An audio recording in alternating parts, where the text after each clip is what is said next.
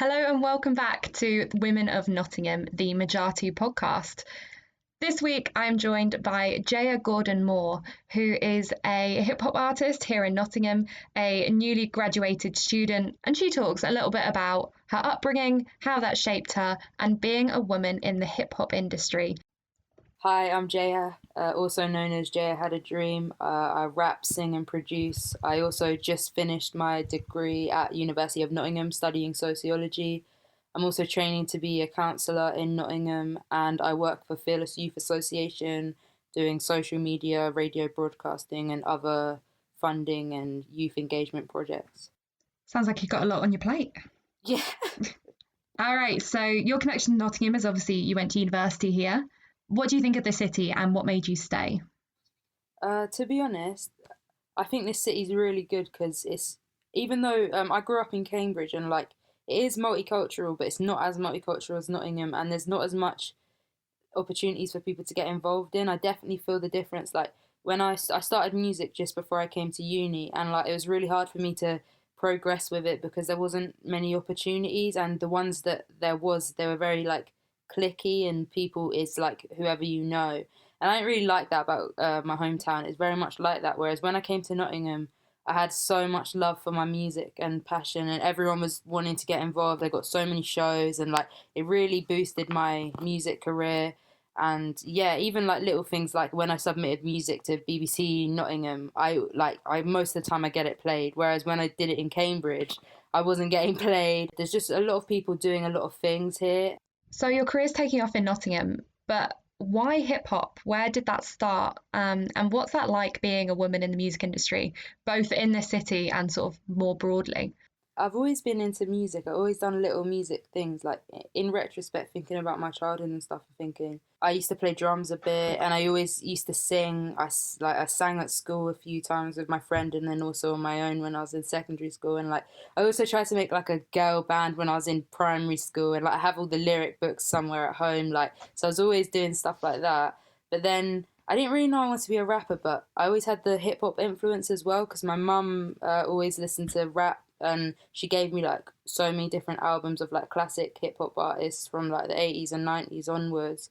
And like I was just really passionate about hip hop, and I always used to write lyrics and things like that, but didn't really know what I wanted to do with it. I don't think I had the confidence. But then when I got to like sixth form, I met another friend who was really into that as well, and then we used to rap together. And so then we recorded a bit, and I showed people and slowly showed more people. And then when I came to uni, I was really overt with it and just like started recording, putting things on SoundCloud, like, and now I like yeah have it all on main distributing services, and yeah, it just kind of built up slowly online as well. I got a lot of love on Twitter and stuff. There's a massive community online, and it really helped. In regards to like being a young woman in the industry, there's a lot to that. I think it's really good because you stand out, and people are like, "Oh wow, you're really good." But then sometimes they're like, "Oh, you're really good for a girl." Even today, I woke up and there's another producer who's been called out for sexual assault in the hip hop industry. And it's like a continual thing, especially in the UK rap scene. It does put me off. And also, I think the gatekeepers of hip hop, they only want to hear a certain kind of hip hop from a woman. A lot of the women who don't speak about their bodies or aren't half naked don't do as well as the ones who are. So that's another thing that annoys me. And I find it interesting that, I mean, I don't really like Cardi B and WAP and all that type of music, but I find it interesting how offended people get when a woman wants to talk about her own body compared to when a man's doing it. Do you think you've found that you've directly had issues with sexism in the industry? Have you had, obviously you said people said that, oh, hey, you're pretty good for a girl. Like, have you found other things like that that would almost stop you wanting to go into hip hop as a profession? More so at the beginning because I didn't have as much of a reputation. Like now I actually seem to have a reputation in Nottingham, so people treat me with more respect. But when I first got here, in hip hop there's like a cypher, which is where you like all stand in a circle and you're rapping and you pass the mic on to the next person. They passed around the mic and skipped me, almost assuming that I wasn't going to rap, and I was just there to like, because there was a few people like in the circle just kind of dancing. And it's like when I went to go get it, they'd passed it on to the person next to me, assuming that I wasn't going to rap. And also I've had a few experiences when I first started. And it could be down to because I just started, but it just felt like a bit coincidental. They put all the women at the beginning of the open mic session, like, because the later you are, usually the more people are there, and it's almost like they're trying to get the women out of the way and then put all the men after. And I did actually complain about that a few times afterwards, and then people moved me, but the fact that I even have to bring it up is a bit annoying. And I think a lot of people think that that isn't really an issue anymore and that we've sort of moved on from that. And it clearly isn't the case because you've experienced it in the last, what, 2, 3 years? Yeah, and I think the fact that people think it's a thing of the past is like what makes it like continue, because people really don't realize like it's almost worse that we're not speaking about it, assuming that it's not happening. So, how do you think being a woman has changed your perspective in terms of music? Definitely, because not only in like it's weird because I think people think when a woman's speaking on a mic, all the issues that she's going to speak about are like women's issues. And although that is the case, I do speak about stuff like that. A lot of the stuff I speak about are things in the past that like a lot of guys can relate to as well. Like there's a lot of girls who had to sell drugs to make money when they were younger. There's like who I know. There's a lot of girls who and like roadman life and all of that and the criminal lifestyles that people have to do when they're younger, like when they're from poor backgrounds.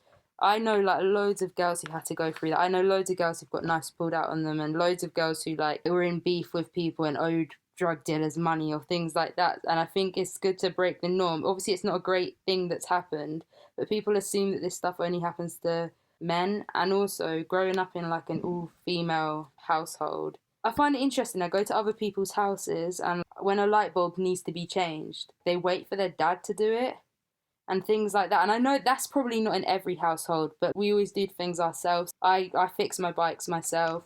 Having strong women do it, always doing stuff for themselves, not relying on men around me. My perspective is that in the industry as well. Like I'm an independent artist. I don't need like a male manager to guide me. I don't need men on the track with me. Another thing which I didn't really mention is a lot of the time, because I sing as well, a lot of the time people are like, oh yeah, you should sing more. And it's almost like, I don't know, sometimes I think they're a bit threatened by my lyrical ability, that they think, oh, I'll just get her to sing because I don't want her to show me up on the song.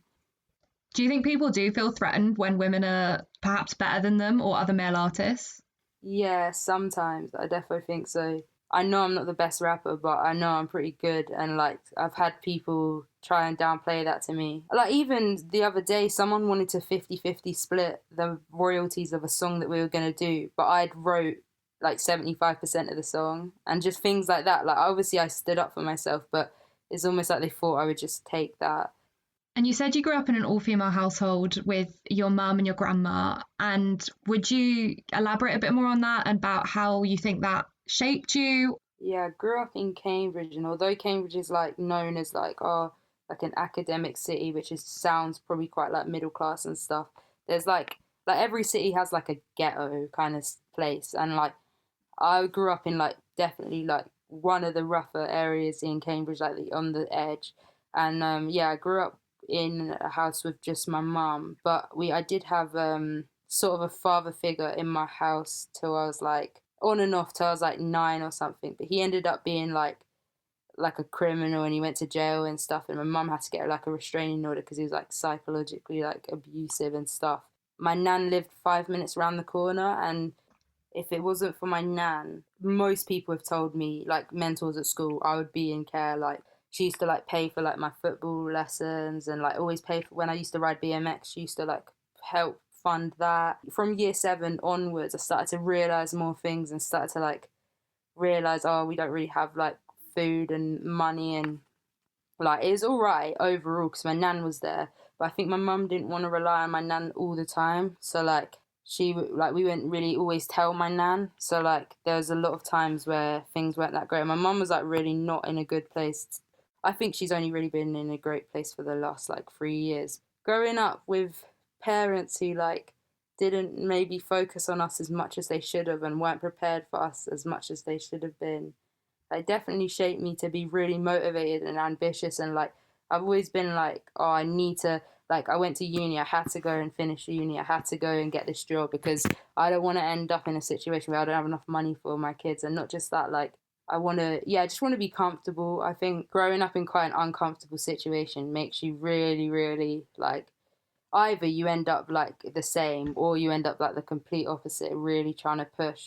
Is there anything that particularly helped you through those times? Do you think there's anything that, looking back, made a big difference? I spoke to my head of sixth form, and literally, I still to this day speak to my head of sixth form, because if it wasn't for her, she literally, after that day, she found out a lot about what was going on in my home life, and she mentored me all the way until she left. And if it wasn't for her, I wouldn't have gone to uni.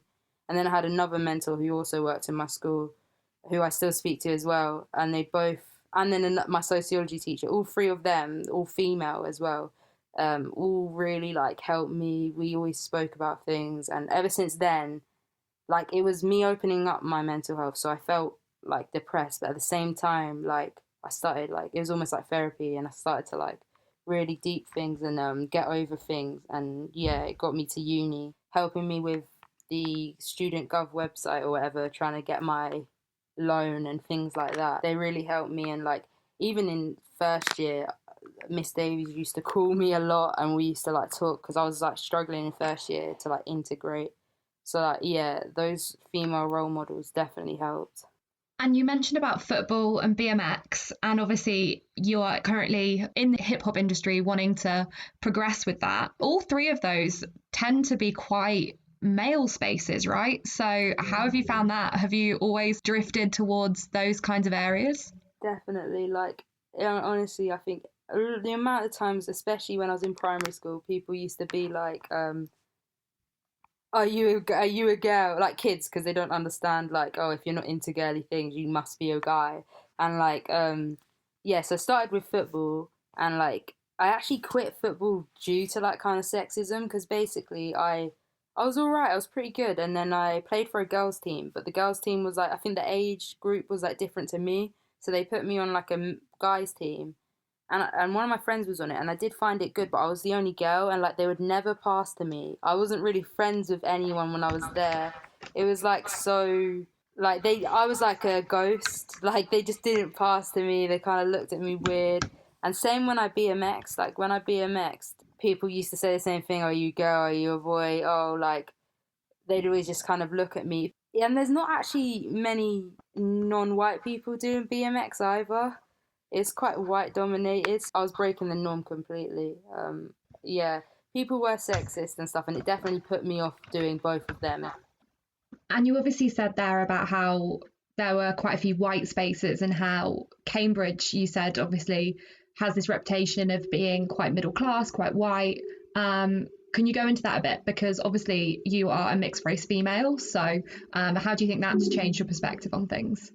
Yeah, because I'm Jamaican Irish, and like it's I don't know, because sometimes people think they definitely know I'm not white, but when you're mixed race, it's very different from being like either black or white. It's more similar to being black than being white, definitely, but like it's still not the same. I didn't really think about it much as a kid, but there's one like funny example. When I used to ride BMX, there was one guy who was black who used to ride BMX, and he was like older, he's like an adult, and people used to always be like, "Oh, how's your dad?" And I'd be like, "What do you mean, like how's my dad?" And like they thought he was my dad. And like just a lot of assumptions like that. Like any other black person who was BMXing, they would assume was my family. I remember me and this other mixed race boy like pretended we were brother and sister at one point at the skate park. To be fair, I think the Irish and Jamaican thing is interesting because they both came over around the same time. My grandparents on my dad's side came over like Windrush time, and then my grandparents on my nan's side, I'm not sure. I think they came over in the 50s. I think, and they both sides came over to work, and there was signs saying no blacks, no dogs, no Irish, and I fit into two of those categories. There's a lot of racism, like they had to kind of like trade their Irishness to like fit into the like British community, and like really downplay like being Irish, because our Irish second name was O'Sullivan, which is like the baitest Irish name ever. Like you can't really like disguise that. And I don't know so much about my dad's side, but they're yeah, they just came over to work. Like my dad's side now is like a really big family in Cambridge. Um I genuinely think I'm probably related to like a quarter of the black people in Cambridge, probably more. Um so yeah, like they've built it up well, and that type of thing makes me feel strong as a woman and empowered. Like the fact that my family have come over and done some really cool stuff. Like I heard the other day someone in my family, it must be like my granddad's cousin or something, was the first black pub owner in Cambridge. And I suppose you have such a unique perspective then looking at various things, but also with your music. Do you think being a mixed race woman in music gives you a unique perspective on your lyrics and sort of where you want to talk about and how you want to talk about things? Yeah, definitely. Because in hip hop, there's kind of like a split. People do go into both, but there's a split between like people kind of just rapping and trying to create an atmosphere. Well, we're all trying to create an atmosphere, but there's people who rap like they're kind of trying to like it's kind of more just a song that you're meant to enjoy and just like take lightheartedly. And then there's like another half of hip hop, which is like the true kind of half of hip hop, which is like conscious rap, which is about like speaking about your experiences and saying something for the bigger picture. Like hip hop started as something to elevate voices that were unheard in impoverished environments, and that's exactly what I've done. Like I came from quite like I struggled in my back like in the past and stuff, and like we came from quite an impoverished background, and so I've used this craft to elevate myself like socially and like economically. And I think the reason I do this is because I know that there's a lot of people who can relate, and so I want them to see like, yeah, you can struggle, but if you push through, you can do some cool things with that struggle. Actually, we need to keep like sharing our stories, because I just think if people had more mentors like I did and had more like support, like all they need is like one person to inspire them, and they could get out of the situation that they're in. Because I think it's hard right now, like especially people, our generation like lacks hope, like next level. I think we're all like really angst and hopeless, and we just want like kind of immediate gratification. And so I try and rap about that. I rap a lot about my life, and then but I kind of like leave it quite broad so that people can also apply it to their own. Yeah, definitely. And if people haven't listened, obviously we will plug it at the end and you'll do all of your socials and all of that. Your music is amazing, and I would recommend anyone listening to check Jaya out immediately. Your name, Jaya Had a Dream, where did that come from? Basically, when I was a kid, we had a Martin Luther King poster, and I had it in my room when I was like in primary school. And I remember like trying to memorize it and stuff. And I used to like when I first started rapping at the beginning of songs, like I used to just randomly say like Jaya had a dream, yeah. And so people used to always say it. And originally, like people who listened, not like loads of people, just like my close friends, like and then my name was just Jaya when I first started rapping, but there's quite a few Jayas on Spotify and stuff. And because everyone kind of knew the Jaya Had a Dream thing anyway, and I had it as my Instagram at and things like that, I just thought, well, I'll change it to Jaya Had a Dream because it's definitely like a thing now, and it like refines my name. But it's also like, yeah, I had a dream, and hopefully, like if I get further in my career, people can be like, oh look, she had a dream and she went and got it, kind of thing. Yeah, and talking about the future, what's the next step? What is the dream? Like what do you want to do with your music? Obviously you said that you're training to be a counselor. What's the next step for you? Like because I'm really passionate about my sociology and social issues. Even though I finished my degree, like I'm hella passionate. I think I got that from my mum, like standing up for what's right. Because my mum is like really headstrong, like her opinions. She's really like woke, like, and if someone's saying something bad, my mum will stand up for what's right. That's another thing with the Jay I Had a Dream. It's bringing in like the political and social issues of like because Martin Luther King kind of represents that. And so basically, the reason I want to focus on my music the most out of all of my like baskets that my eggs are in is because I know like once you make it as a musician and you're like people are influenced by you, you can do everything else. Like if I made it as a musician, I could write books, I could do documentaries, I could do big pieces of research, I could set up organizations and charities and stuff. Like that's the reason I'm striving for that the most, because there's so many other things I want to do, like spreading word about things and raising awareness and like doing research and stuff. But I want to focus on the music because I think everything else can just happen afterwards. Another thing I want to point out is like um just for anyone who's listening, like I just think it's like yeah, like I came from quite an impoverished background. Like I could have easily done like kind of crap and not really done my education and stuff. But I ended up getting like a first class degree, so it is possible. Like you can get out of those situations and build yourself up. I forgot to say that before, but I think it's important. Like, it doesn't matter where you come from, to be honest. Like, I know you hear that all the time, but I think it's still important to emphasize, like, it really doesn't matter. You can come out the other end, like, on the same level as everyone else, or even better. Yeah, and if there is somebody listening that maybe, say there is a young girl listening that wants to get into hip hop or get into the music industry more broadly, what advice would you have for her? Because obviously, as you've said, there will be hurdles, there will be things. First thing, definitely be unapologetic with what you do, with your craft and stuff. Because I think I could have, I could have been more like that at the beginning. Like, don't hold back. I'm so glad I shared my music when I did and stuff. Because if I didn't, I may have, like, I know a lot of friends even now who make like the best music, but they're too scared to like share it with the world. Just share it with the world, because like most people won't even dare to do what you're doing anyway. Because like when I was on stage, I used to always like be anxious, but then when I got off stage, people used to always be like, "Oh, I would never be able to do that." So like most people would never be like, most people aren't brave enough to do these things. So if you can, like, no one can really judge you, because you've managed to do something that they would never dream or dare like kind of do. So just be like really unapologetic with who you are, and don't mold yourself into an image that you're not. Fair enough if you want to make music like Cardi B and stuff, but if that's not actually in you, but you think that that's gonna sell, like, never do this thing because you want to sell.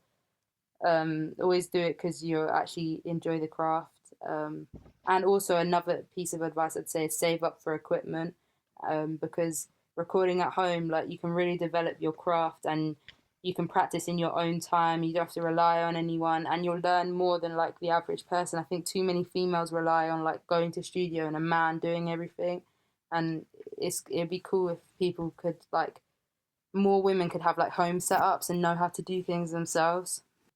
And speaking of women, what do you think the most remarkable thing about being a woman is? Why do you think women are great? I just think we have such a unique perspective, and plus, I think women have like a sense of like a bit more of a sense of awareness and like mindfulness, like innately, and caring, nurturing, and like but also like strength, like the fact that we have to like give birth and things like that. That's like real strength, and like even like just like the menstrual cycle and things like that. If you actually deep it, like, well, you have to be really strong to be a woman, and even like with the social constructs as well that are in the way. Like, we've gone through so much as women, and yeah, especially mixed race women or women of color, like, as well. I just think the strength is the thing that makes me the most proud. And with, obviously, you were saying about women of colour, this last summer, there was the obviously huge movement with Black Lives Matter. Do you think things have changed because of that? Or do you think people have sort of taken the foot off the pedal with it a bit now? Unfortunately, I do think people are not really like as interested now. I think it was taken a bit like a trend.